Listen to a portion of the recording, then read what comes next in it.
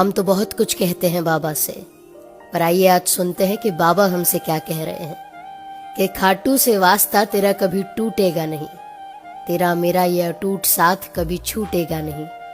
लिखे नसीब से 100 गुना ज्यादा तेरी झोली में भरा रहेगा। सारी दुनिया से पहले तेरा बाबा तेरे साथ खड़ा रहेगा। डूबती नैया तेरी अपनी हथेली पर रख, बीच मझधार से ले आऊंगा। अपने कलेजे से लिपटा कर तुझे हर मुसीबत में सह जाऊंगा। दिखता नहीं हूं पर कभी दिल से पुकार कर महसूस करना मुझे। आधी रात को सिरहाने कोई बैठा सर सहला रहा होगा, ये आहट होगी। मेरे बच्चे की जिंदगी मेरी गोद में ज्यादा सलामत होगी। तुझ पर किए नियति के वार तुझसे पहले मैं सहता हूं ना। मैं सब संभाल लूंगा, तू बढ़ता जा, मैं कहता हूं ना। अरे हार जाना तेरे पिता के संस्कार नहीं। तू चिंता क्यों करता है पगले, मैं बैठा हूं ना।